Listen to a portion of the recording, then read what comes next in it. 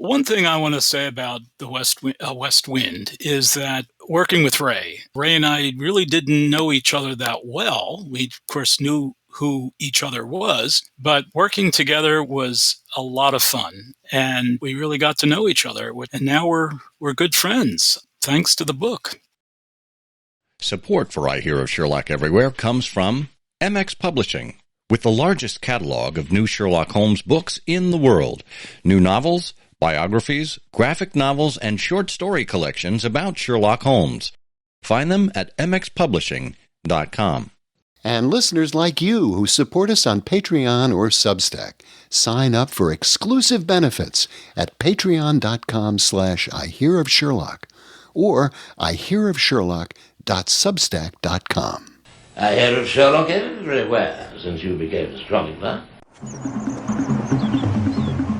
In a world where it's always 1895, it's I Hear of Sherlock Everywhere, a podcast for devotees of Mr. Sherlock Holmes, the world's first unofficial consulting detective. I've heard of you before. You're Holmes the meddler, Holmes the busybody, Holmes the Scotland Yard Jack in office. The game's afoot as we interview authors, editors, creators, and other prominent Sherlockians on various aspects of the great detective in popular culture. As we go to press, sensational developments have been reported. So join your hosts, Scott Monty and Bert Wolder, as they talk about what's new in the world of Sherlock Holmes. You couldn't have come at a better time! I'm Bill Curtis. This is I Hear of Sherlock Everywhere. Now, here are your hosts, Scott Monty and Bert Wolder. Oh, welcome once again to I Hear of Sherlock Everywhere, the first podcast for Sherlock Holmes devotees where it's always 1895. I'm Scott Monty. I'm Bert Wolder. And Bert, I smell a bit of a west wind coming from your direction. Oh, that's the landfill, actually, from where my house is in New Jersey. We get that from Staten Island. There's this big landfill on Staten Island. Oh, sure. Blame it on Staten Island. Okay, we get a big landfill odor from Staten Island. Oh, well, I am west of you, so I imagine that the Staten Island fumes will reach me the day after they reach you.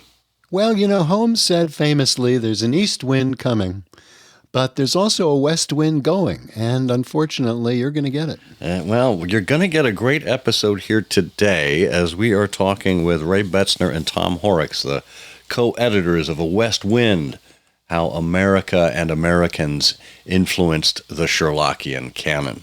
Should be a really nice look. And as a bonus, we even have one of the contributors to that volume with us today. Who is it? Well, you'll have to wait and see. Yeah.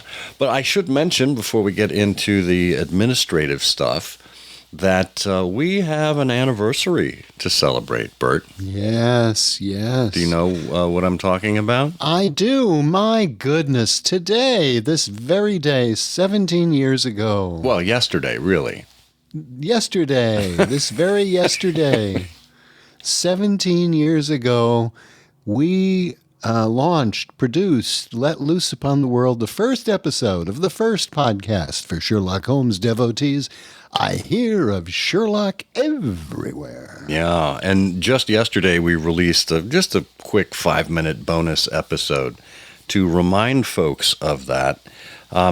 If you haven't listened to our first episode, maybe you shouldn't. Yeah, I think that's the best advice we can give you from 17 years later. The times were different then, my friends. We were using wax cylinders to record and monkeys to do our transcriptions.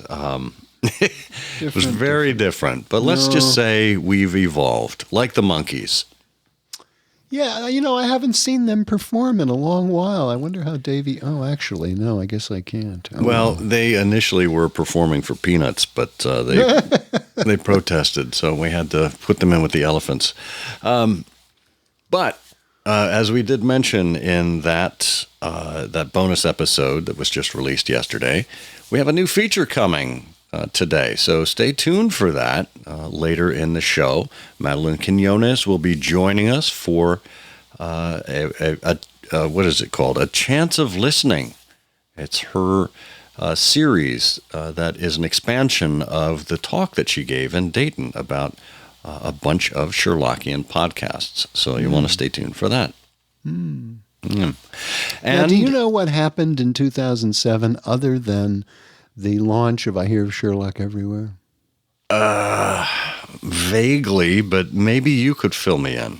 Well, I'll just give you two things that happened. Perfect. One is that J.K. Rowling finished the seventh and last Harry Potter novel in room 552 of the Balmoral Hotel in Edinburgh. There she was, consuming diet soda after diet soda, finishing the seventh and last Harry Potter novel. But even more importantly than that, 2 days before that, January 9th, 2007, Steve Jobs introduced the iPhone. Look at that. How about that? Look Just at that. so people could subscribe to I Hear of Sherlock Everywhere. Oh, my goodness. Well, and here we are all these years later. Yeah. Well, I'll tell you what. Speaking of newsy subjects, why don't we get to The news.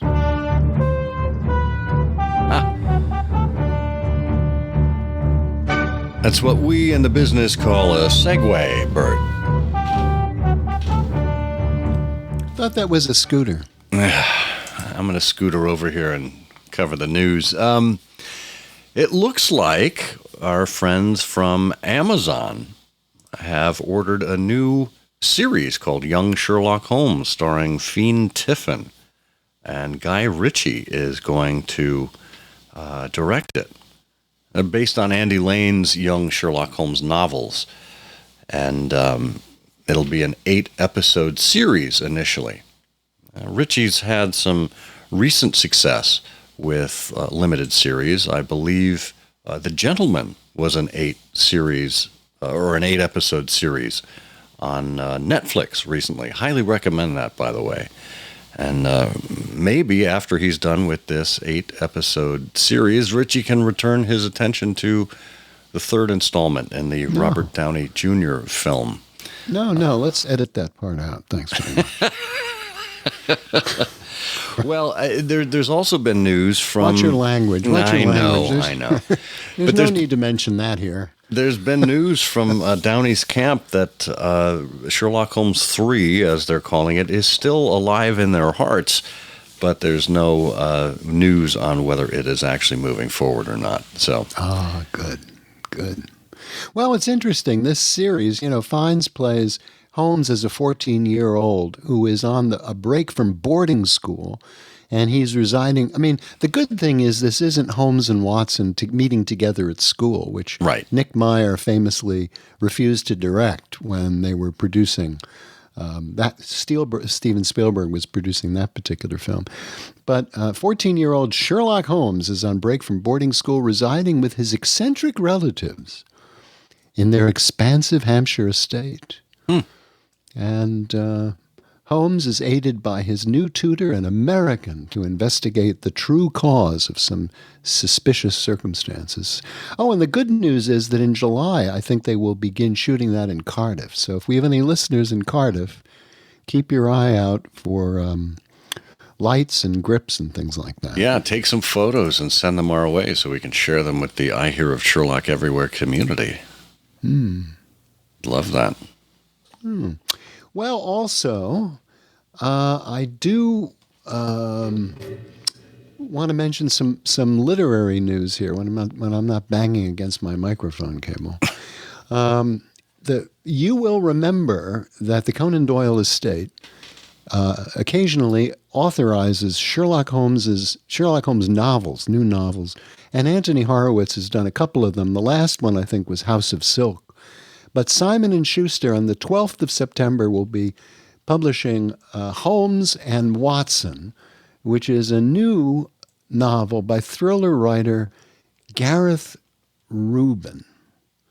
And the title of it is Holmes and Moriarty. And unlike what you would expect if you saw a new Sherlock Holmes novel entitled Holmes and Moriarty, this story features Holmes and Watson joining forces with Moriarty and Moran after discovering they are being targeted by the same person.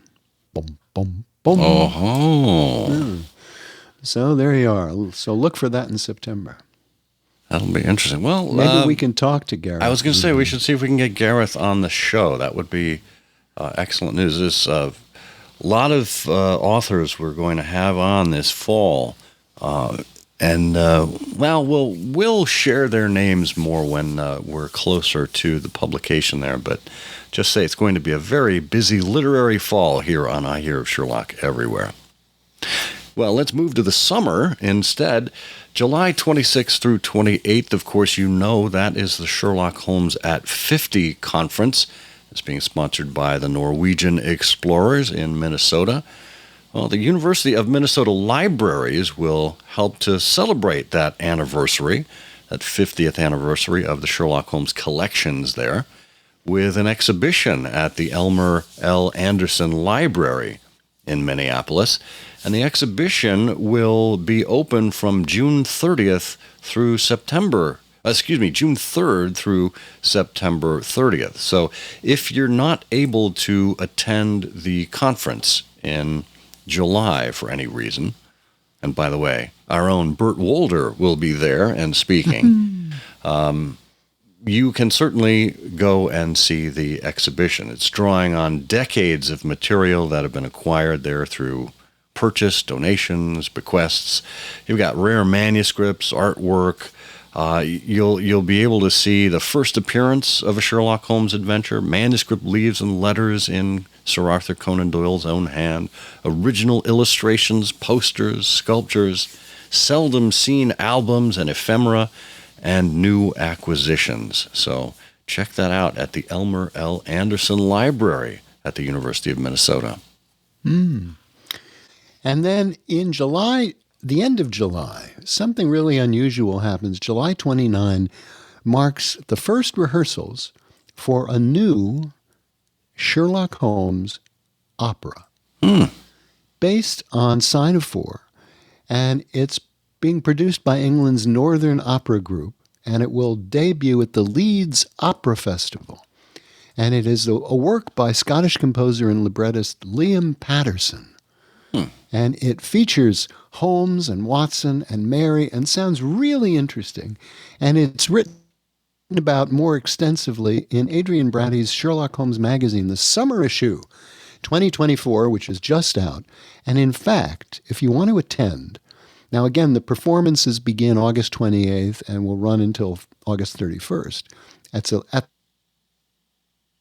But if you want to attend and you go to northernoperagroup.co.uk, you can get 10% off just by putting the word magazine in at checkout.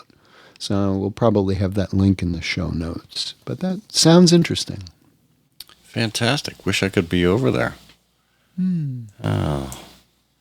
And finally, Bert, why don't you fill us in on something related to Frederick Dorr Steele? Well, we formed a nonprofit a couple of years ago to promote the work of Frederick Dorr Steele, his life and achievements. And our nonprofit organization, Frederick Dorr Steele Memorial, Inc., is holding a seminar called Murder, Mayhem, and Masterpieces, the Art of Illustrating Mysteries. And it had been originally scheduled for June, but it is now rescheduled because of a problem with the venue. It's held at the Salmagundi Club, 47 Fifth Avenue in New York, and it is now scheduled for September 13, Friday, September 13 in New York, beginning at 4 o'clock. And it's really interesting. We've got Olivia Ritigliano, the editor of Crime Reads, and she'll be speaking about the evolution of British detective fiction and illustration. But we also have the great illustrator and graphic designer Jeff Wong, who, in addition to being a professional, successful, award-winning illustrator for book collector and an authority on the work of Ross MacDonald. And in fact, Jeff has published a book about featuring many items. He has thousands of items about Ross MacDonald in his collection. And he will be speaking about his passion as a book collector, his illustration career, all of his influences. And mark your calendars for that. And you can find out more about it if you go to the website of salmagundi.org. But you can also see about it. September 13 in New York. Excellent. I will put that on the calendar. And finally, before we close up the news bag, I guess this also serves as the mail bag. It's a multifunctional bag, I suppose we have here. We always get comments, but I wanted to call one out in particular from Kim Gallegos, who sent us a note. I think we recently sent her a prize for winning the Canonical Couplet. By the way, if you're not familiar, the Canonical Couplet is a quiz that we do later in the show where we give you 2 lines of poetry and ask you to identify which Sherlock Holmes story we're talking about. And from all of the correct answers, we choose a winner at random and they receive a prize. So Kim was the recipient a little while ago. We sent her prize and she said, "Dear Scott and Bert, this email is overdue. I wanted to compliment you on the historical episodes, especially Legends of the BSJ, Edgar W. Smith. I appreciate the series and enjoy the scholarship from the past. I vote that you continue the series." Well, thank you very much for that, Kim. Far in this series, we've done Edgar Smith, Chris Morley, and Ben Abramson. I guess we'll have to keep digging to find some of those legendary names associated with the BSJ. There will be a handful, but they're probably worth looking into. I hope you're on board for that, Bert. Oh, absolutely. It's the lovely thing. All throughout history, great people, great women, great men have been memorialized. Statues, books, academic research into their works. But time passes and you tend to forget some of these people and some of these names. And the lovely thing about pursuing an interest in the literature of Sherlock Holmes, dating back to the 19th century, is you can encounter these people along the way. And it's a bit like a candy box. You don't know quite what you're going to get, but when you start talking about Edgar Smith and Vincent Starrett and Tupper Bigelow, the stories, their lives, their efforts, what they did, how they thought about the world, where they were and who they were with, just turned out to be really interesting. So thank you. Yeah.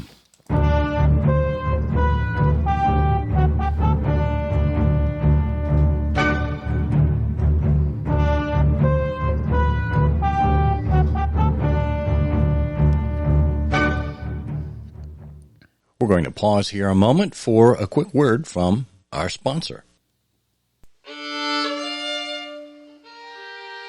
Have you visited mxpublishing.com lately? Well, if not, I can tell you you're missing something. You're missing a lot. If we look at some of their new publications, just going back to the 22nd of May, which, by the way, if you are paying attention, you will realize that was Sir Arthur Conan Doyle's birthday. Great day to celebrate. It's also a great day for the MX book of new Sherlock Holmes stories, volumes 43 through 45 to be released, edited by David Markham. Also released that day, the monographs Becoming Sherlock Holmes, 2nd edition by Ben Cardall. On the 29th, there was The Woodland Grave by Tony Reynolds, and The 613 from Fairfield Junction and Other Sherlock Holmes stories by Dennis Smith. Moving into June, we have Holmes & Company books 7 through 9 by Allison Osborne, Sherlock Holmes and the Abominable Worm of Fleet Street by Miguel Rivera, and One Deadly Souk, codename Delta, Book 3 by Oscar Ortiz. There's so much to explore at mxpublishing.com. Head on over there and tell them I Hear of Sherlock Everywhere sent you.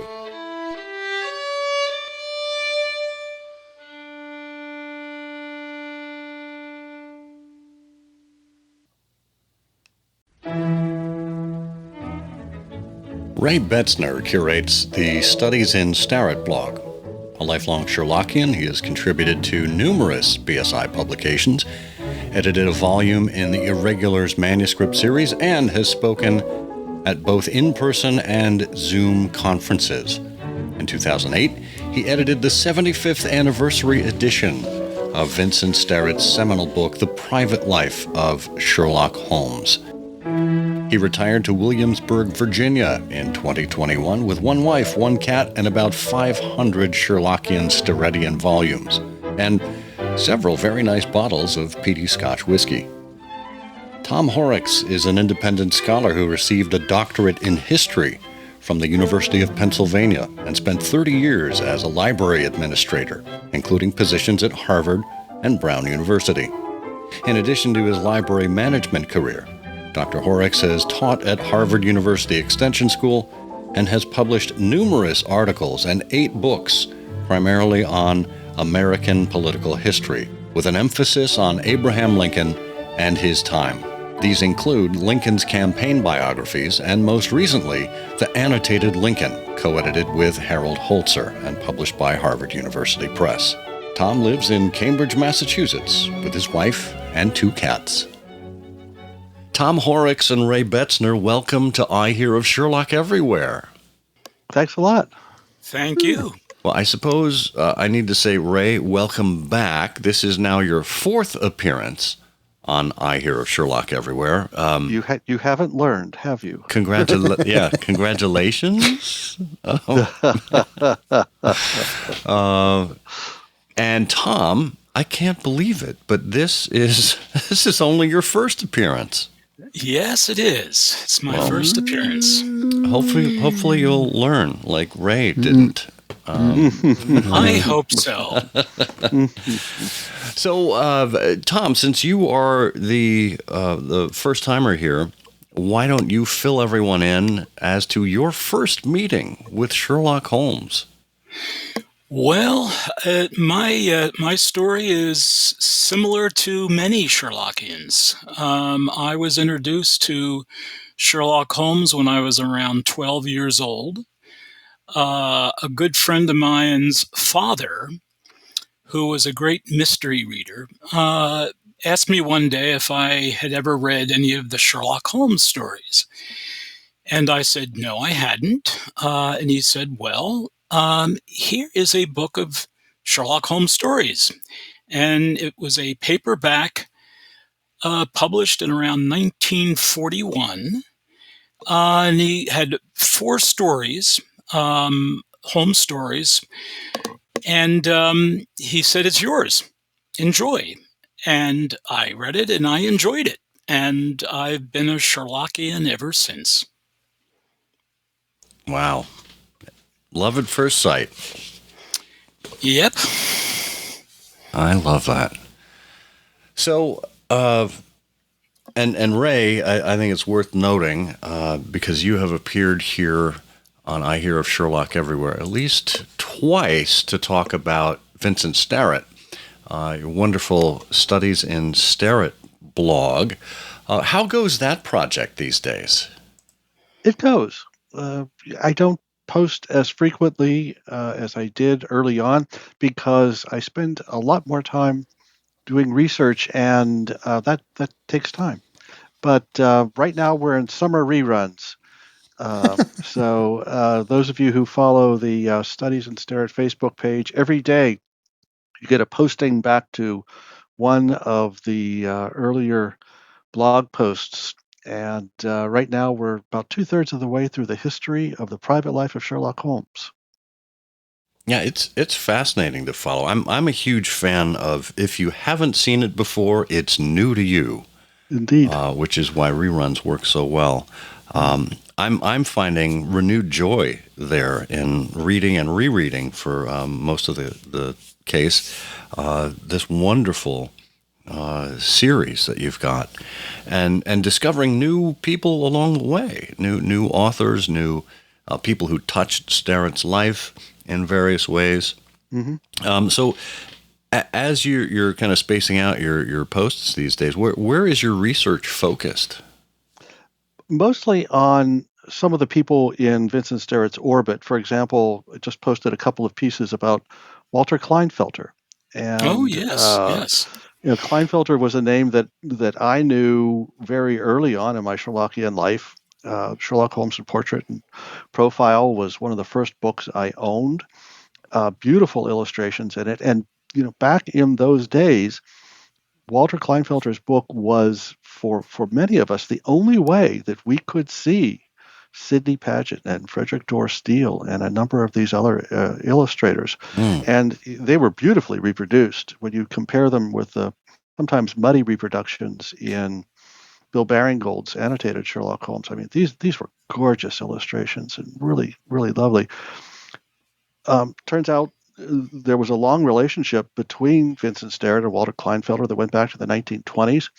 In fact, Kleinfelter was a kind of amateur printer, and he at one time proposed publishing The Private Life of Sherlock Holmes, which was something that I wasn't aware of until I kind of dug into it a little bit more, and I found a lot of people also were not aware of it. But Kleinfelter, he was a member of the BSI. He had the 2 Shilling Award. He never attended a BSI dinner, and so far as I know, never went outside of central Pennsylvania, where he was born, raised, and passed away. He was a very private fellow. Often his names did not appear even in his own books where he published them. So he was a very humble fellow, unlike the 4 of us here today. And speak for yourself, Ray. but it was fascinating. And again, his long relationship with Vincent Sterrett was one that has not been promoted in a way that brought a lot of light to it. So those are the kind of things that I'm doing a lot of research on and having fun with. That's fascinating. And bravo, because now Kleinfelter's name gets to be recognized and appreciated for all he did. Well, it should be, and it's a great path to talking about the book The West Wind, which is all about how America and Americans influenced the Sherlockian canon. And Kleinfelter, who was born in 1899, was absolutely instrumental, really, in everything that we've come to know about how Sherlock Holmes actually appeared.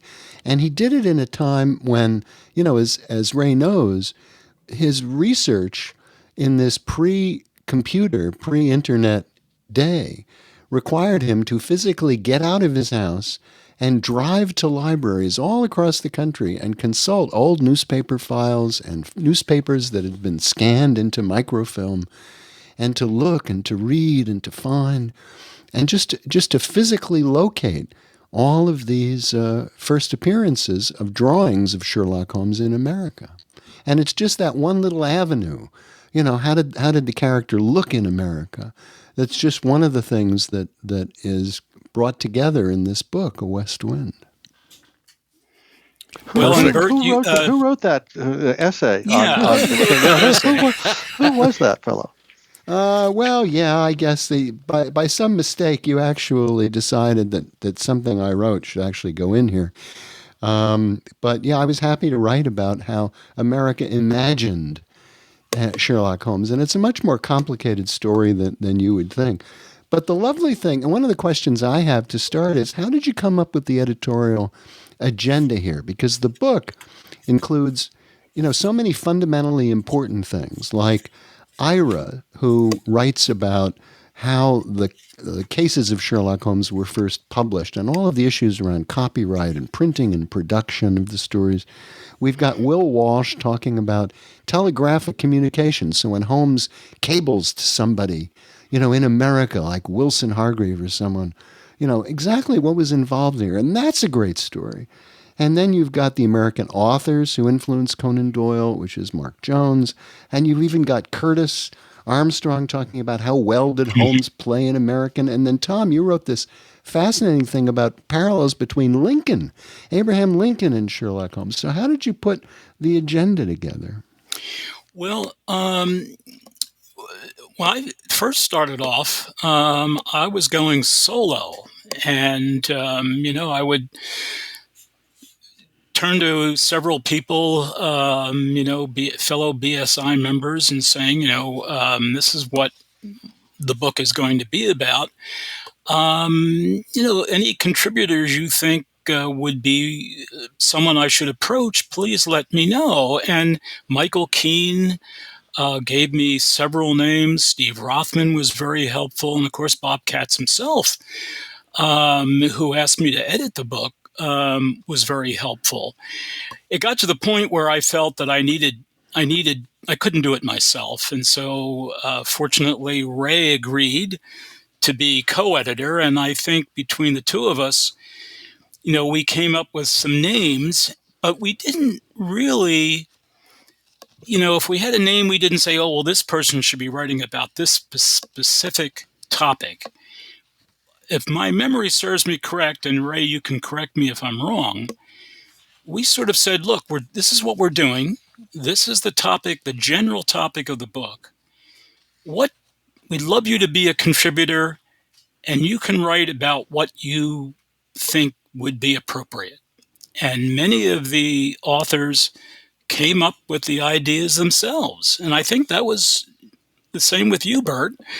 You said, this is a topic that really hasn't. And that's how it sort of turned out in most cases. Ray, I don't know if you have a different recollection than I do, but that's pretty much the way it turned out. And we were pleased with the ideas that the various authors came up with.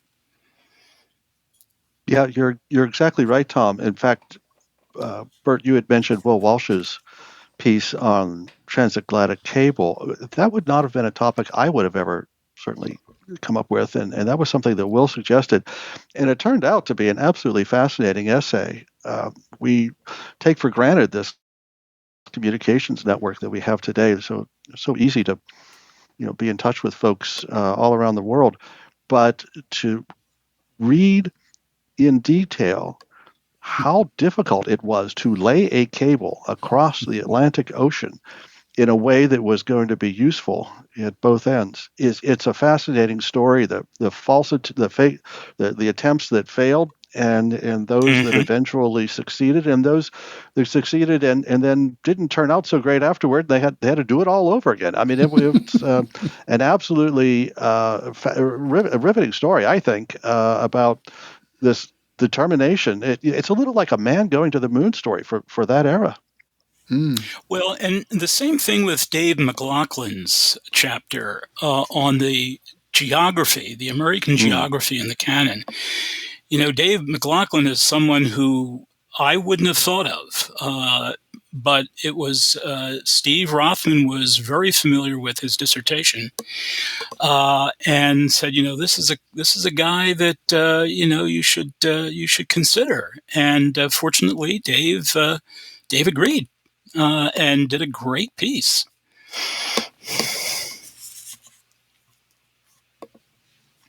Yeah, well, it's quite an assembly of topics, and including the Civil War. And I was surprised that Bob Katz didn't write about this, because Bob, this is one of his many great talks about, for example, Watson, and the Civil War.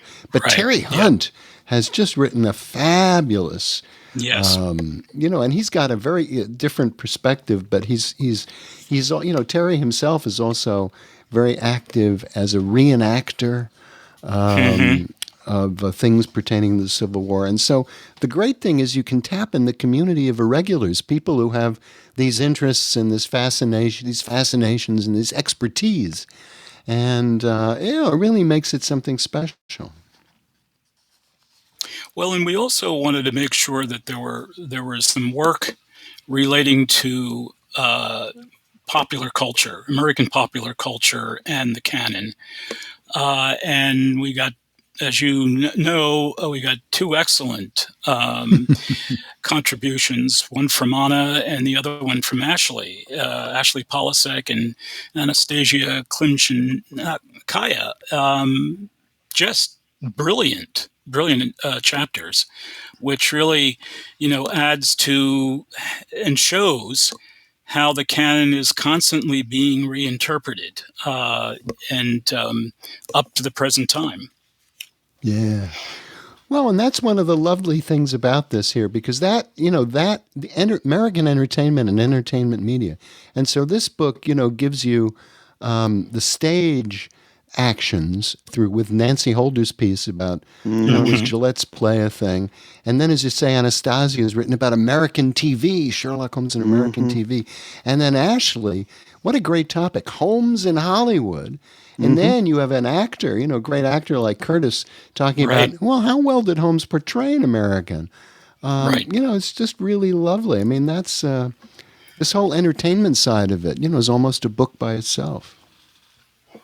Well, and as long as we have one of the experts here, I think, as you're talking about Holmes on stage, on the small screen, on the large screen, the first way that most people were able to envision Sherlock Holmes outside of their imagination was in illustrations.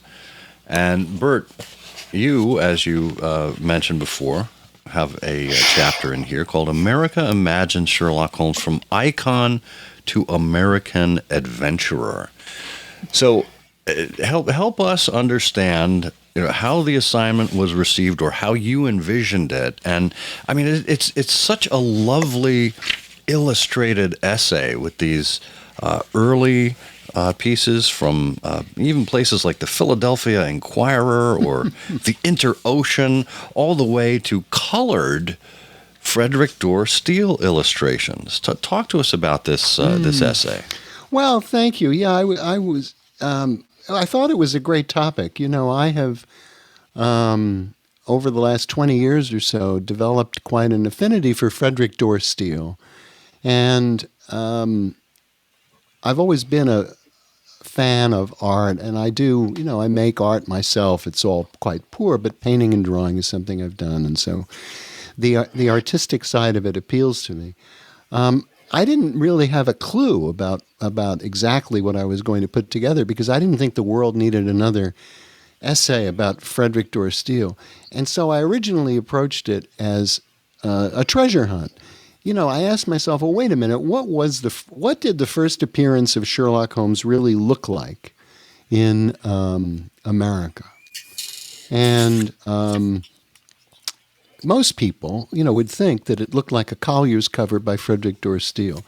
But what I found out basically was from the first appearance of Holmes in America until 1903, when Steele began illustrating The Return, a lot of people did a lot of drawings about Sherlock Holmes. And then I said to myself, okay, well, what was the first one that looks like, if we saw it today, we would think, oh yeah, that's Sherlock Holmes. And amazingly, it was before Steele. And it featured a character that looked. The interesting thing about illustrators and the action of illustration is, and Frederick Dorr Steele would write about this occasionally, to what degree did the illustrator really study the story and how the character was described and the plot? And Steele loathed artists who would draw pictures that gave the game away, that gave the solution away. And in fact, when you look at all these early illustrations, you do find some, for example, in one of the newspapers, the first illustration by the second paragraph of the story shows the denouement, which is sort of a killer. But so anyway, I was happily able to uncover a lot of that, and I took a lot of trouble to restore these illustrations, to get them so that they could be reprinted with clarity and to properly reflect at least what the artist originally did. And along the way there, I had the opportunity to compare and contrast Steele with Paget, which I thought was very interesting because they both illustrated the same scenes in a couple of circumstances, since part of their careers overlapped. And I was also able to look at the influences upon Steele, the other great illustrators. And so it went from a treasure hunt to sort of a family album of Sherlock Holmes in America. And along the way, I wrote far too much, and I had very tolerant editors who who watched me kill myself trying to trim it down. Well, I mean, look, there could certainly be a whole book on this, as Walter Kleinfelter will. Right, exactly. But as you think about particularly those comparative illustrations between Paget and Steele, I've always been struck by those. Do you have any indication as to what they use for their inspiration for happily, maybe coincidentally, choosing the same scene to illustrate? Well, no, it's a little obscure because, in fact, there's not a lot of clarity. There's some clarity, but there's not a lot of clarity about exactly who was the art editor when at the Strand magazine. Because the Boot family turns out to be very...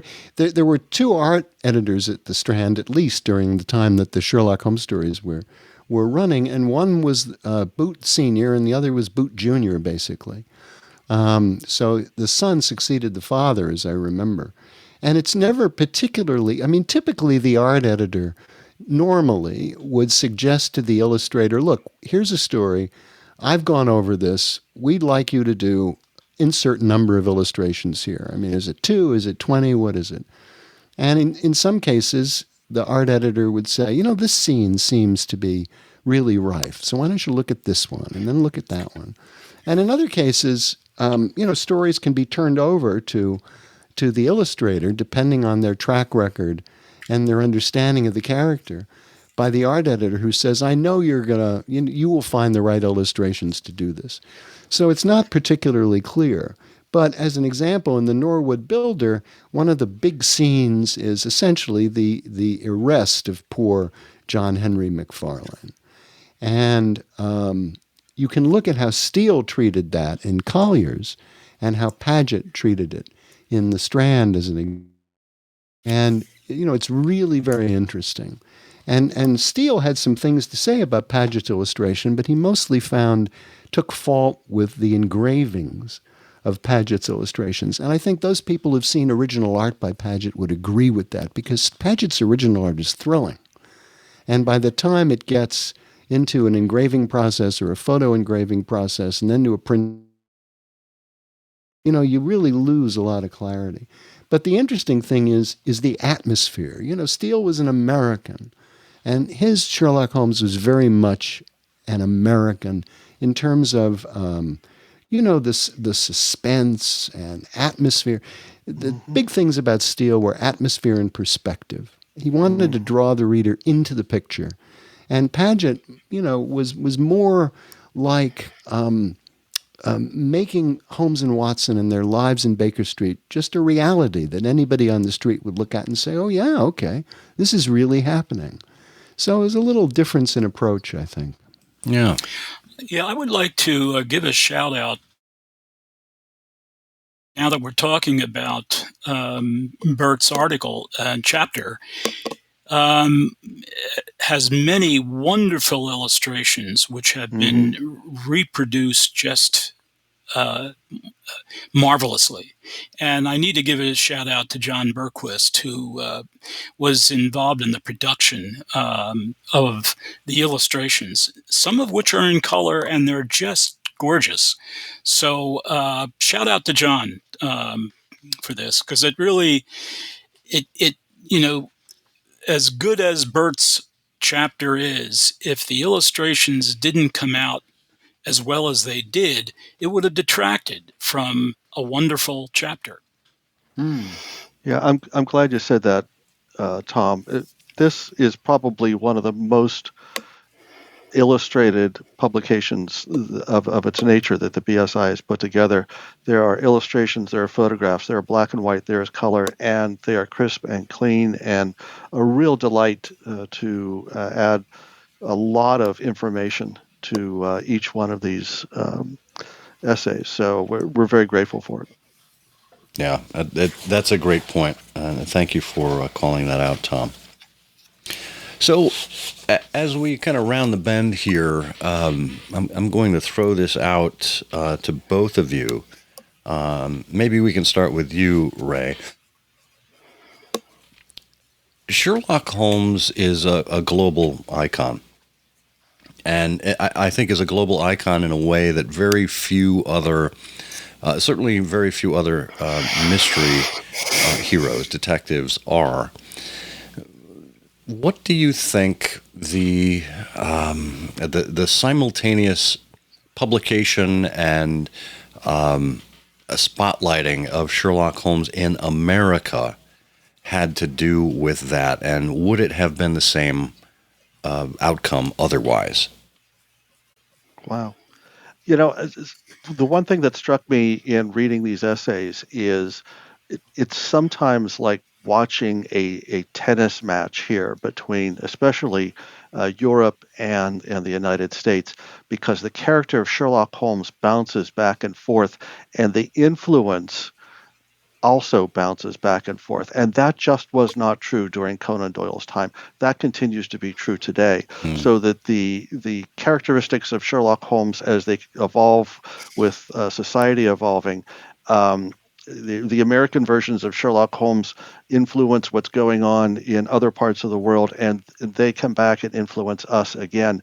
And this is something that has not stopped. Tom, would you agree? I would agree. And I would also emphasize and at least on this side of the water in the United States, the great publishing industry that we had in the time of Conan Doyle and since has certainly helped, keep the Holmes persona alive. And of course, we all know about the American movie industry and the television industry. I think would Holmes in this country be as popular as he has been to be without the publication, the publishing industry and the movie industry and the TV industry and the media industry? It's a good question. It's certainly that has helped a lot. Fascinating that this consummate British figure is just so widely appreciated outside the confines of Great Britain. So, Tom, Ray, Tom and Ray, hey, this is like car talk. I just realized that. Well, we're starting a comedy team. Well, and Tom, you're right there in Cambridge, our fair city, ma. What's next on the horizon for each of you? Well, for me, it's not relating to Holmes. I'm now looking for my next Holmes project. On the horizon for me is a sort of relates to my chapter in the book, Abraham Lincoln. I've just completed writing a book on Abraham Lincoln in 50 objects, and which I'm hoping will be published at the early next year. And Holmes, I'm sort of waiting for a good idea to come into my head. And of course, I'm always available to do another editing job. And if that's the case, I hope I can do it with Ray. Well, that's very Why kind I of you, don't Tom. know, but I hope I can do it with Ray. And for me, I suddenly find myself with a new set of duties. The Baker Street Irregulars Trust, which all three of you are aware of, which is the home of the history of the Baker Street Irregulars. Its chairmanship came up last summer when Tom Horrocks, who was the chair, became ill for a period of time and needed to step back. And he recommended me to be the next chair, and Michael Keene foolishly agreed. And as a result, I'm now chair of the Baker Street Irregulars Trust. So that is a new enterprise for me. It's very exciting. It's marvelous. We do wonderful things, from the oral history project to acquiring papers and objects and important elements of the Baker Street Irregulars history, and making sure that they safely land at the Lilly Library at Indiana University so that they could become available for scholars, Sherlockians, irregulars who want to help us preserve, put together, and interpret the history of the Baker Street Irregulars and its impact. Ray, did I tell you that I had to pay Michael Keene to... No, all kidding aside, I couldn't think of a better person to take on the helm after me than Ray, and he's doing a tremendous job. So kudos to you, Ray. Thank you very much. Yeah, it's an amazing. What astonishes me about the Baker Street Irregulars Trust is the same thing that astonishes me about the BSI overall, and that is the number of hours and the extraordinary talent that people give and donate to the Baker Street Irregulars because they love this hobby. They love this community.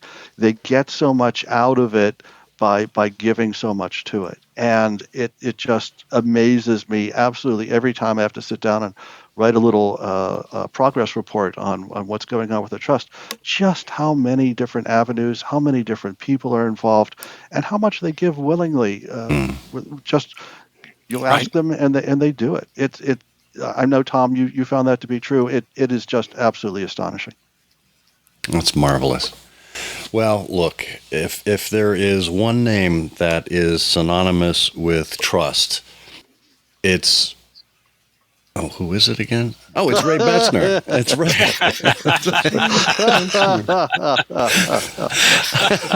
No, all kidding aside, Ray. Entirely appropriate. I mean, capable, knowledgeable. You understand certainly the art and practice of communication, which is such an important part of leadership. I think the BSI Trust is in good, capable hands following Tom's very capable position there. So congratulations to both of you, not only on what's going on at the Trust, but of course with A West Wind, which is available at the BSI website, bakerstreetirregulars.com. We'll have a link in the show notes to that. And look, if it gets sold out, well, I'm sure it'll be available occasionally across rare book dealers and other fine book-selling places. So thank you both for being here on I Hear of Sherlock Everywhere. You are welcome. Thank you. We appreciate your interest. Great talking with you guys again. Yep. Hope to see you soon.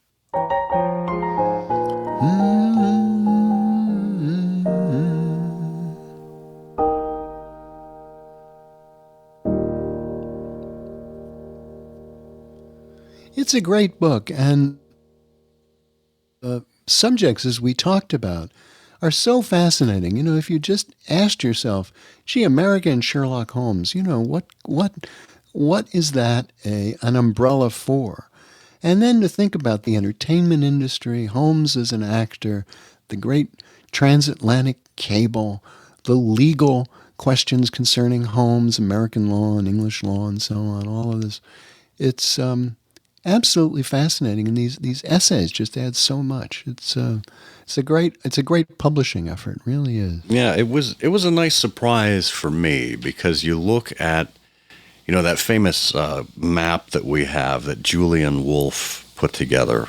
I Hear of Sherlock Everywhere, and it's all around the world. It mentions of Sherlock Holmes, where he was or where certain parts of stories took place, and for the most part, America is a vast wasteland of references. And so I wondered, what are we actually going to see in A West Wind that has to do with America and Americans in the Sherlockian canon or influencing the Sherlockian world? And my goodness, just as you say there, it is a wide variety of things. And I mean, to me, it almost feels like there's so much that you could probably get a second volume out of this kind of thing. So really, really well worth it. We have some additional conversation with Tom and Ray as we continued speaking with them after we stopped the formal portion of our interview.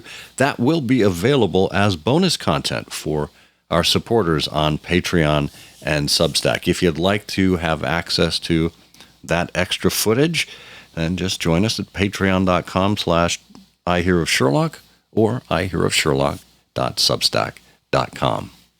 Well, I noted early in the show that we would have a new segment here in this episode. It is a contribution that we put together with our friend Madeline Quinones.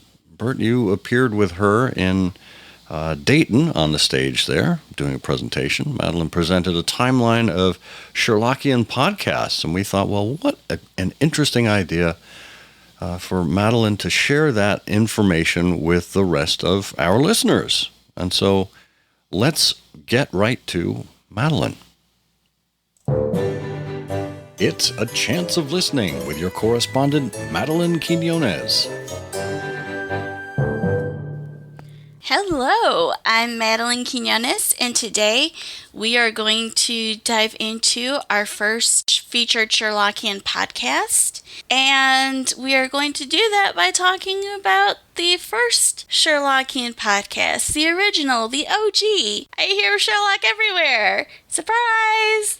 So I know it's kind of weird to talk about this show on this show, but I don't think it's possible to talk about the rest of the Sherlockian podcasts out there without talking about this one first. I mean, back in June 2007, Scott and Bert didn't just go where no Sherlockian had gone before. They went where almost nobody had gone before. Podcasting was still a new medium. You had to explain what a podcast was. And in the 17 years since its inception, yes, 17 years, I Hear of Sherlock Everywhere has become a Sherlockian institution, like the Norwegian Explorers Conferences or the Baker Street Journal. Yes, I am putting this show on a level with those things. I think that it's earned that place. I mean, my gosh, at this point, I Hear of Sherlock Everywhere is a series of Sherlockian oral histories in its own right. It's tremendous. A few months ago, Scott and Bert were guests on Sherlock Mondays with Ed Pettit, and they joked that with all the advances in podcasting tools that have been made since they started, somebody could come along and do what they do and do it better. And dear listeners, I am here to tell you that ain't remotely true. Now remember, I have my own show, and I put a lot of work into it, a lot of time, a fair bit of money, and so I can make some educated guesses as to how much work and time and money goes into this podcast, trifles, the website, the Patreon rewards, all of it. It's a lot. And that isn't even all the things that actually make for a good podcast in and of themselves. I mean, they help. But after listening to about 30 different Sherlockian podcasts, about 24 of which are nonfiction, I have an inkling as to what makes the recipe good, what makes the magic happen. And it really comes down to the hosts. And so you want your hosts to remember that they need to be entertaining. That is very important.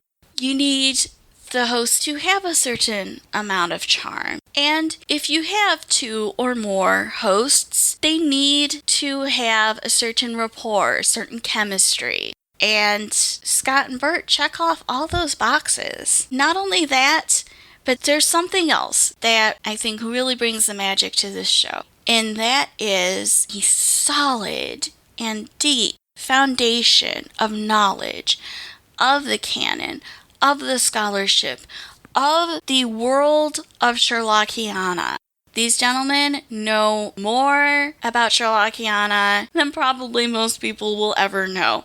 And that makes a difference. That really sets the stage, it sets the tone, and it is something that cannot be faked, cannot be replaced. It is built up over time, and it just makes it all come together. It really makes it work.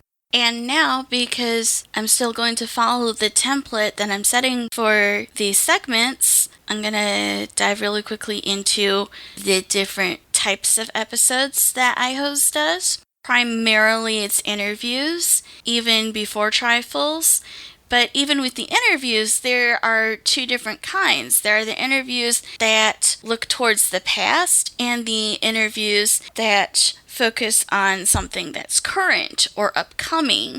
Then there are the discussion episodes, the ones that talk about things going on in Sherlockiana or that talk about things in the canon. And then finally, there are the recap episodes, which is the episode type that shows up the least, but they're especially fun to listen to when there are recordings that were done live at the events and get spliced in.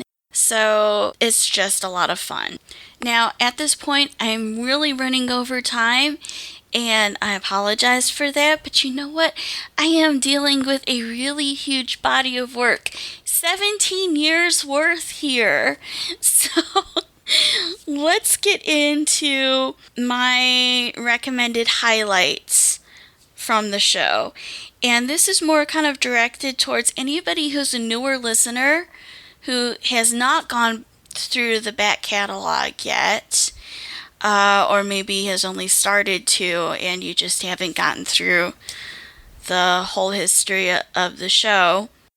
This is to encourage you and a reminder. The show isn't stopping anytime soon, and there's already over 400 hours worth of content. It's not going to get any easier to get through the show. So, interview episodes. As far as episodes that deal with Sherlockian history, I am recommending episode 89, The Adventresses of Sherlock Holmes, or ASH, which is an interview with Evelyn Herzog and the late Susan Rice. And it gets into the prehistory of ASH, which includes the infamous protest on the 1968 BSI dinner, the development, the formation of ASH and its development over time, all the way up to the 1991 cocktail party where Tom Sticks invested women as Baker Street irregulars with full rights and privileges. And the really wonderful thing is that somebody had actually recorded that party, and so the recording is spliced in with Evie's and Susan's memories, and it makes me cry every time I listen to it. It's incredible. As far as interviews that deal with things that are current or were current at the time, episode 91, The Confidence Game, which is an interview with Maria Konnikova, who is just a fascinating person, and it's about her book, which was new at the time, The Confidence Game, Why We Fall for It Every Time. And it's just a really fun and fascinating conversation about cons and about psychology. Very well worth a listen. Now, in terms of discussion episodes, Sherlockian things, goings on, episode 51, Who is a Sherlockian? Now, anybody who might recognize that title and remembers what the episode is about might be wondering right now, Madeline, what are you doing? Are you trying to cause trouble? No, I'm not. The episode goes into a very specific moment in time in the early 2010s and actually starts off with a discussion of the Free Sherlock legal campaign, and then gets into a specific editorial that some of you might remember. I just think it's kind of a delicate issue that was really well handled by Scott and Bert, and I remember at the time how that editorial made me feel as a young Sherlockian. Let's just say this was something that was not kind towards young and new Sherlock Holmes fans. I wish I'd heard this episode at the time because it would have made me feel better. It did make me feel better in the future. And I include it because, as I say, it was really well handled. And just kind of a reminder to younger, newer Sherlockians, there are always going to be gatekeepers. And we cannot let them steal our joy. And there will always be even more people who are going to be welcoming, who are going to be glad you're here, and who will even speak up for you. It's just really good. In terms of canon discussion, episode 49, I'll Have a Blue Christmas. It is about the Blue Carbuncle. Bert reads Christopher Morley's A Christmas Story Without Slush. It's very fun. It's a good listen. And last but not least, recap episodes. There's a certain conference that I have heard of over the past couple of years that sounded like it was really amazing, and fortunately, iHost was there and covered it. Episode 104, Sherlockians at Chautauqua, which is just fun to say. It covered the last BSI conference before the pandemic. It was called The Mind and Art of Sherlock Holmes. It's just a fun listen. Go check it out. And so that's it. The hosts have been so patient, and now I turn their show back over to them. Thank you, gentlemen.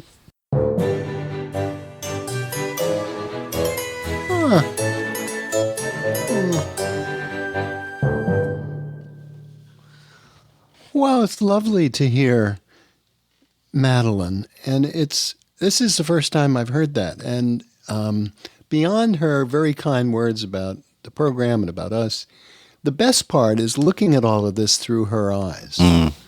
And that is really, I find it energizing, and it just sort of resets my own eyesight about these things. And it's really important to do that every once in a while. And she's making a great contribution. And the other thing I would say is, boy, what she said there are always going to be gatekeepers, and we can't let them steal our joy. Boy, we should be putting that on T-shirts. That is, couldn't be more right. And it's so interesting she picked these things out. I do love that conversation with Maria Konkova and the carbuncle, the blue carbuncle episode, and Ash.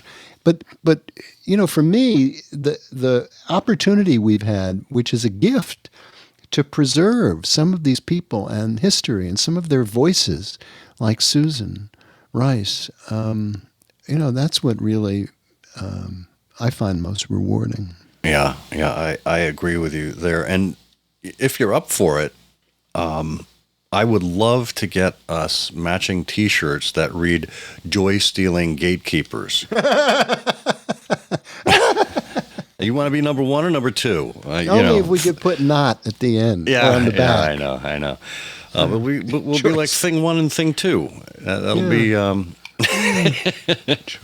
But it's a great reminder because it's easy to become cynical after all this time, and to do this thing by rote, and to meet people who are new to this, who maybe haven't experienced it the same way, who are Madeline is now giving them a chance to go through the back catalog and encouraging them. And I know Monica Schmidt has told me, among all of her landscaping, she's listening to us from the very beginning and working her way through the whole catalog. It's encouraging to have that perspective from time to time. And like you said, it's a shot in the arm. It's energizing. I don't know if it's enough to keep us going for another 17 years, but I think we'll keep doing this for a little bit. And maybe here's a challenge, too, for our listeners. We do have a page on our website. You can reach it at ihose.co/ihoseshows, all lowercase, or just going to our website and looking for listen and then hit the archives button. That's simply a chronological listing from newest to oldest of all of our episodes from all the seasons. But what is lacking there on that one page is a description of each. You can click on each episode link and read the episode notes for each one, but we don't have a concise summary of each episode and each season. And maybe that is a crowdsourcing project because there are so many episodes. Maybe we need to convene a group of people who would be willing to do that and divide and conquer and come up with a kind of guidebook like that for people. Oh, that's a great idea. Yeah, because I'm not doing it. No, not. Well, maybe we could provide a template or a Google Doc or something. Yeah. And just point people to it. Well, if you're interested in this kind of thing, I'll tell you what, I will put together a Google form, and I will link it in the show notes. Oh, good. It'll be a survey about creating a summary of our back catalog. If you're interested in volunteering and raising a hand and whatever your talent may be, whether it is database management or graphic design, or maybe you're just a Sherlockian geek with, you're looking for time to kill, we'll make it possible to do that in the Google Doc, and we'll see what kind of interest we get, and we will let you know how we progress. Mm.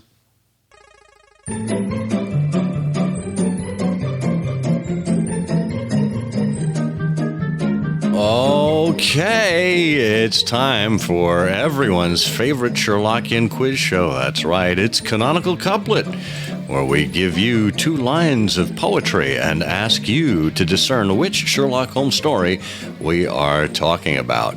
If you were with us the last time in these parts, you heard us give this clue. The death of an adventuresome young rake established Watson's paramount mistake. Okay, Bert, do you know which Sherlock Holmes story we're talking about? Oh, yes. Yeah, it's wonderful. It's the one in which someone comes to Baker Street to tell Holmes and Watson that a key player on a rugby team has gone missing. And in addition to his football skills, he was also a great environmentalist and a naturalist. And that's the case Watson called the missing tree hugger. Hard no on that one, Bert. Hard no. Missing tree hugger. That's a creative one. I must give you the points on that, but not for the correct answer. Well, it looks like we've had another lapse here, either in technology or perhaps in judgment. We do we do not have Eric Decker's response this time around. Oh, wow. And I'll tell you what, we are not even going to need to pull out the prize wheel this time, if you can believe that. I know. In this case, we only had one correct entry from all of them. Yeah. Well, for folks who are wondering, the answer is the empty house. That adventuresome young rake established Watson's paramount mistake. We had guesses that included Silver Blaze, the Second Stain, but this is the story that's been identified for this canonical couplet. So, well, that's a little unfair. I agree. It didn't really jump off the page to me either. Yeah, Ronald Adair wasn't really. Was he a rake? And I don't know that he. I think he was more like a I don't know, a spade or a shovel. Well, if you had a sister, I guess she'd be a hoe. Sorry, no, I couldn't. Oh man, there's one thing waiting for me, and that is, thank you very much. The sad trombone wasn't available. The trombonist is off today. So our winner this time is David Rosenbaum. Yay, David! Yay! David, thank you. And if you'd like to claim a prize, we'd be happy to give it to you, but I know you've declined previous wins in the past. So it's up to you. You let us know at comment@ihearofsherlock.com. Well, now we have the next canonical couplet available for you. And just as a reminder, the prize this time is going to be a copy of A West Wind from the BSI Press. Here we go. Cooey, a most extraordinary noise, seems to identify Australian boys. If you know the answer to this canonical couplet, put it in an email addressed to comment@ihearofsherlock.com with Canonical Couplet in the subject line. If you are among all of the correct answers submitted and we choose your name at random, you'll win. Good luck. All right, that one should be a tad bit easier than the previous one, I think. Excellent. Yes. Well, Bert, I think we've done about as much damage around these parts as we possibly can. Unless you think there's more you can do. No. Okay. No. Well, I hate it when we overstay our welcome and all of our listeners, just start tapping their fingers. I know. Fast forwarding. Well, anyway, we would be delighted to hear from you in any format that you'd care to reach out to us. Leave us a comment in the show notes on Substack or on Patreon. Email us at comment@ihearofsherlock.com. Or, of course, if you are so inclined, we'd encourage you to text us. Did you know that people can text us, Bert? I did know. Yes. Well, in this case, you can text us at the number 5-1895-221-B5. For those of you keeping track at home, that's 518-952-2125. But I like saying 1895-221-B with fives bookending the number. I don't think we'll ever be able to get a better phone number. Okay, well, until next time, I am the dialed-in Scott Monty. And I am the highly dilated Bert Wolder. And together, we say, the game's afoot.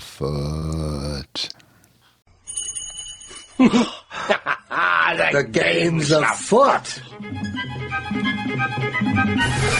I'm afraid that in the pleasure of this conversation, I am neglecting business of importance, which awaits me elsewhere. Thank you for listening. Please be sure to join us again for the next episode of I Hear of Sherlock Everywhere, the first podcast dedicated to Sherlock Holmes. Goodbye, and good luck, and believe me to be, my dear fellow, very sincerely yours, Sherlock Holmes.